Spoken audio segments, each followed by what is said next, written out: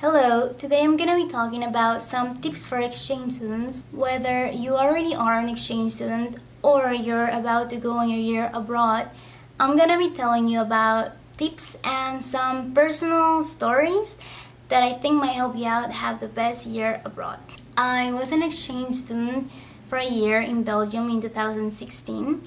And honestly, it was a very life-changing experience, so I also hope you have a very cool, unique, fun time in your exchange. So the first one is to be open for change. You have to keep in mind that you're going to a different country and to a different culture, so there's gonna be probably a lot of changes and cultural shocks, which is totally normal. I think everybody experiences that throughout the year.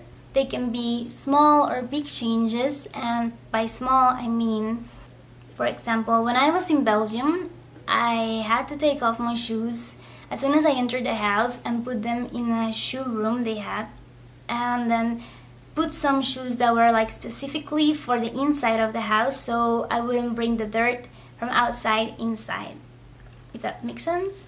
Honestly, in Mexico, in my family, we didn't do this and we still don't do it because, I don't know, I guess it never occurred to us to do that.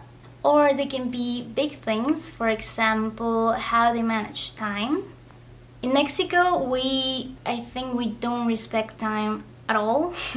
For example, we say we're gonna meet up at 7 and people show up at 7:30, 8, 8:30, but not like nobody really gets mad about it. Nobody really cares about that. But in Belgium, when I arrived there, my host family told me like, okay, so we're gonna be having dinner at 5:30, so you have to be a little bit before time, help out with the dinner, and at 5:30, like exactly at 5:30, we would start dinner. Or also like in school meetings or friends that we were gonna hang out, usually they were very on time, so you have to keep in mind that. Also, another big change is gonna be the food. You're gonna be getting to know a lot of different food that probably does not exist in your country. So if you're one of those picky people, that's fine. Just try it out, and if you don't like it, then that's fine. But just be open for food because you never know, you might end up liking it or you might not. The second one is get to know the local people. Now, I think this is very important for you, especially because you're gonna go to another country by yourself. So if you want to adapt faster to the country you're in, you need to get to know the local people. Why? First of all, because you're gonna have somebody you can practice the language with. They can correct you with the pronunciation, and also they can show you around some very cool places. They know the town and the cities pretty well, so they're probably gonna be telling you about some places that are not very known by the tourists, which sometimes end up being like the coolest places. And also you will be creating very special bonds with them. I know in the beginning it's gonna be like a struggle and it's not as easy, but just give it a try. It might take days, weeks, or even months, but eventually, if you really try, you're gonna create some really nice friendships. I have some friends from Belgium and I have a boyfriend from there, so we of course still keep in contact, and last summer I went to visit them again, so it was a really nice experience. So I really recommend you try to get along with them. The third one, I think this is gonna be one of the most difficult ones. Do not hang out with other exchange students full time, especially if they talk the same language as you. Yes, I know being friends with them is very nice because they are experiencing and they're going through the same stuff you're going through. They are away from home and they become really relatable people. I have a lot of friends from my exchange organization, and this is not very recommendable full time. I'm not saying that you should never hang out with them, because of course you can hang out with them and you're gonna learn a lot from them, but just not full time, because then you're not gonna be able to get along with the local ones. you will struggle to fit in the country you're living in, and that's not what you want. In my year abroad, I had a friend from Mexico. We are from the same city. We are around the same age, and we used to live like 5 minutes away from each other. Our families were friends, and we went to the same school, so we also had like kind of like the same circle as friends. We talked Spanish every day, so I think that didn't really help me learn the language as fast as other exchange students. So that's why I'm telling you, like, just don't do it full time, because then you're not gonna practice the language and you will feel very comfortable with them that you're not gonna get out of your comfort zone. So you're not gonna make an effort to try to get to know the people from the country. Number 4. Now, I think a lot of people are gonna be wondering about these, and it's about money. You probably have some doubts about like, how are you gonna manage the money, how much are you gonna spend, and just, yeah, how does money work? Well, in the organization I was in, the amount of money that they recommended parents to send was around 100 euros per month. Now, this is not a rule. It's not like they have to send 100 euros. It can be like more if you want, but it's like the estimate money. What I recommend you is to talk to your host family. They know the best about the expenses there, so they're probably gonna help you out a lot. I recommend that you make a budget of the things you really need. For example, like deodorant, makeup, clothes, stuff like that. You also have to keep in mind the money for the bus, the train tickets, trips, parties, you know. So just talk to them to help you out, make a budget, and you're gonna be realizing how much money you are gonna spend. Number 5, how often should you talk to your parents?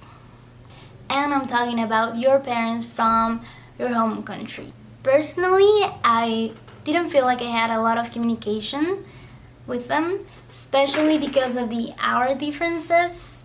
Like, we texted every week on WhatsApp, Messenger, Facebook.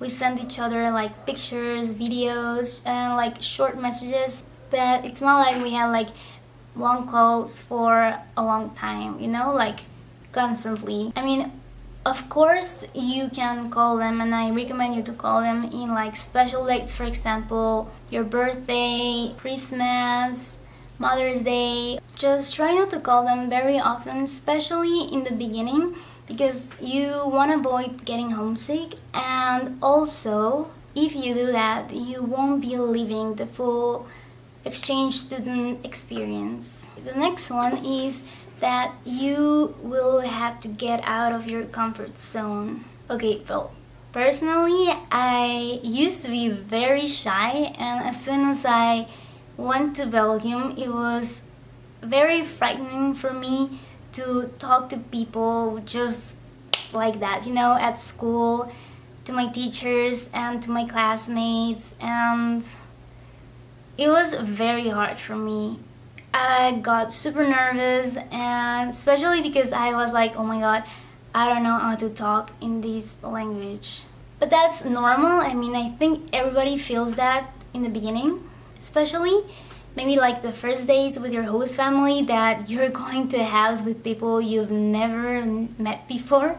So it's gonna be a little bit hard to open to them, but just keep in mind that they're gonna be your family for a year, so they're there to help you out and they want to get to know you.